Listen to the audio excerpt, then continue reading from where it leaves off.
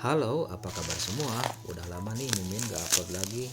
Kali ini Mimin akan unboxing dua produk sekaligus. Jadi yang pertama itu adalah liquid dari Miru Rabbit Crunch dan yang kedua adalah coil Noir. Di sini aku menggunakan coil Noir V4 isi 2 yang akan digunakan di device I/O. Diameter dari coil Noir V4 ini adalah 2,5. Lanjut ke liquidnya, di sini aku akan mencoba liquid dari produk Zozozo yaitu Rabbit Crunch. Isi 60 ml dengan PGPG 6050 serta nikotinnya adalah 6 mg. Seperti biasa, di sini aku akan membongkar RBA-nya. RBA yang aku gunakan di Pulse I/O kali ini bukan RBA bawaannya ya, tapi RBA dari Centaurus B80. Menurut Mimin, produk RBA dari Centaurus B80 ini sangat cocok di I/O Pulse.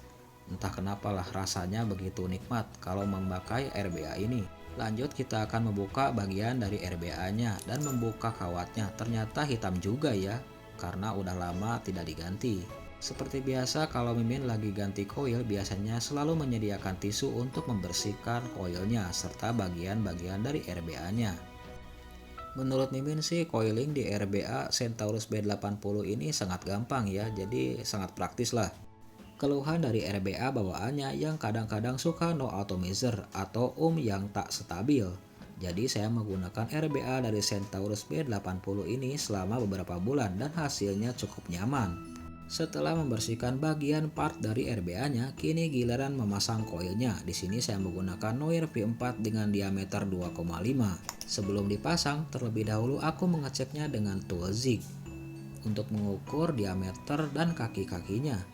Karena pos dudukan RBA-nya yang sejajar, maka saya harus meratakan posisi kaki dari koilnya supaya bisa masuk ke dudukan pos dari RBA Centaurus B80. Menurut aku sih liquid Miru Rabbit Crunch ini sangat mirip dengan liquid elixir. Nggak tahu lah, pokoknya hampir mirip lah. Menurut aku sih liquid dari Miru Zozo ini sangat ramah di kantong ya. Selain flavornya yang cukup mantap, juga harganya juga tidak menyita isi dompet ya. Oh ya teman-teman, aku menggunakan I/O Pulse ini dari bulan September 2023 ya. Jadi terbilang udah hampir mau 10 bulan. Kesan pertama sejak pemakaian 10 bulan yang lalu menurut aku sih tidak ada kendala selain dari RBA bawaannya ya yang sering no atomizer ataupun yang yang tidak stabil.